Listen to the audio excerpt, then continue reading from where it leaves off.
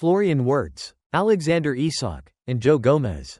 These three players have absolutely flourished in the new system, specifically a system where Mohamed Salah is firmly benched.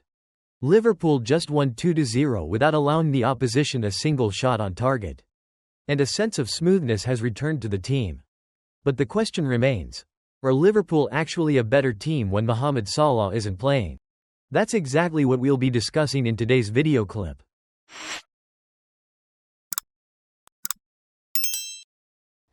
That question is a loaded question. A proposition that is quite the trap. If you answer, yes, then the moment Salah returns and starts scoring, all of your analysis will become meaningless. However, a similar question often arises when Erling Haaland is absent. Just as Manchester City hits a good run of form, and the tall striker often makes his doubters look foolish. Therefore, we only dare to whisper this question, because everyone knows Salah can easily return to Liverpool's starting lineup in the coming games and show everyone why he remains the number one man at this club. When provoked, the Egyptian star always elevates his performance. We also have to remember that the victory which helped Liverpool regain a positive feeling just happened against a declining West Ham side. This is a team that has conceded many goals this season, recently sacked their manager, and are only outside the relegation zone thanks to scoring more goals than 18th-placed Leeds United. West Ham's doctor is ready for the next patient. That's the joke reporters were whispering before kickoff at the London Stadium. Because if you are struggling for form, West Ham is the perfect soothing remedy. But despite all that, we still have to admit that Arne Slot now has a problem named Salah. Without the Egyptian star on Sunday, Liverpool looked more balanced, more dangerous, and definitely more solid defensively. Mohamed Salah had to accept a rare place on the bench last weekend. And without him, Liverpool played their best match in weeks. Striker Alexander Isak stepped up in Salah's place and scored his first Premier League goal for Liverpool. Slot's decision turned out to be a masterstroke, but now he faces the tricky dilemma of whether or not to bring Salah back into the squad.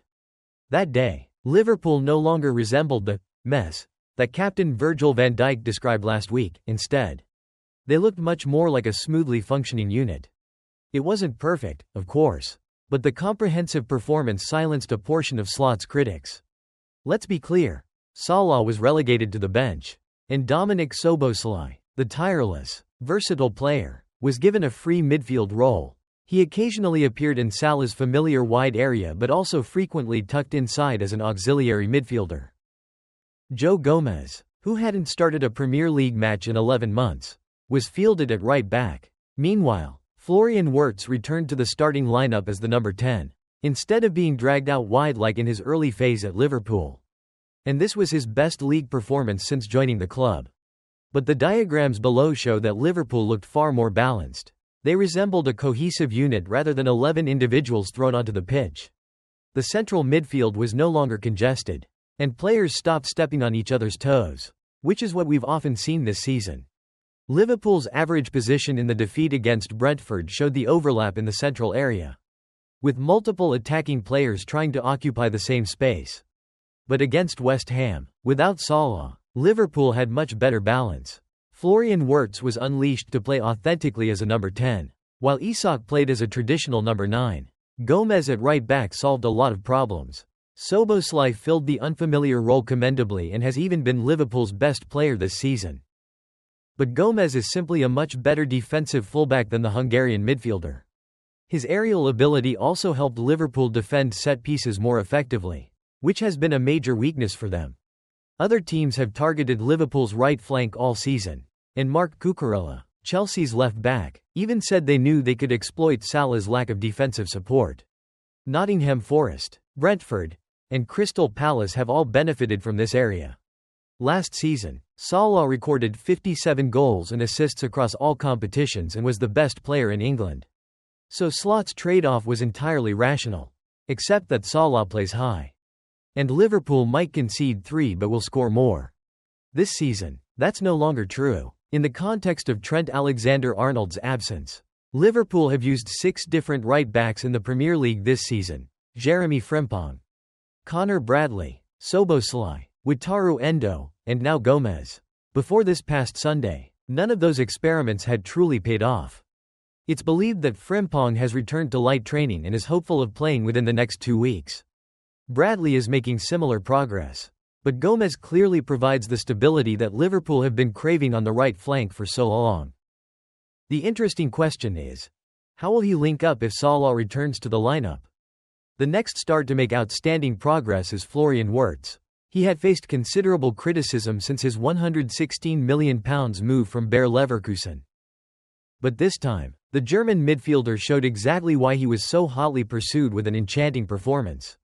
There is something very special about watching a creative player operate in their most sublime state firsthand. Watching Florian Wirtz glide across the pitch is like watching a magician at work. Releasing passes that, to the naked eye, you'd think had no chance of being executed. I feel incredibly sorry for Florian Wirtz. Bayern Munich president Uli Hoeneß said in the German press this past weekend. Every ball went through him at Leverkusen. But at Liverpool, he only touches the ball about 5 times per half, loses it twice, and then gets a poor rating. Florian Wirtz is one of the biggest beneficiaries of the decision to bench Salah. The German midfielder had his best Premier League game to date. Liverpool looked much more solid thanks to the return of Joe Gomez. And it's also very intriguing to think about how he will coordinate if Salah returns to the lineup. One could attribute Hoeneß's words to jealousy, as Bayern Munich tried and failed to sign Florian Wirtz last summer. Nevertheless, what is clear is that without Salah, Florian Wirtz took hold of the game as if declaring, "I am the creative center of this team." In previous months, Florian Wirtz seemed to want to operate in the same areas occupied by Salah and a few other teammates. They were stepping on each other's toes. And that was certainly a part of the German newcomer's dip in form. And then there is the Alexander Isak factor. For most of his Liverpool career, Salah had a traditional number 9 playing alongside him. The centre forwards he played with, such as Roberto Firmino, Luis Diaz, and Diogo Jota, all like to drop deep and create space. Isak, on the other hand, likes to run in behind the defense. The two still haven't truly connected on the same wavelength. To be fair, Isak on Sunday did not show much improvement compared to his first few months at the club. His touch felt a bit heavy, and his processing speed lacked a beat. But football is a sport where goals have the power to change every narrative. And the finish in the 60th minute turned the entire game around.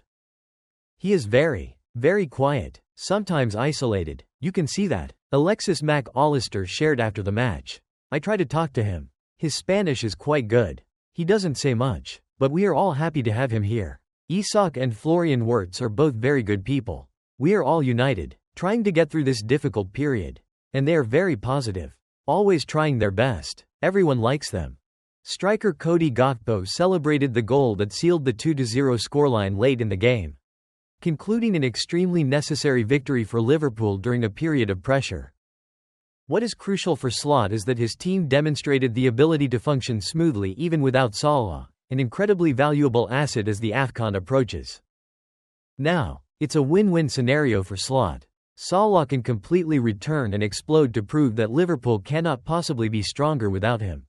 Or, if not, Slot knows clearly that he has a squad that can operate like a well-oiled machine without relying on their biggest star. Salah will turn 34 this summer, and in just a few weeks, he must fly to Morocco for the AFCON. Therefore, launching the non-Salah phase in such a promising way is the perfect start to Slot's Christmas period. Liverpool played without Salah, and naturally, everything looked easier. But to understand why, we must open up the story layer by layer.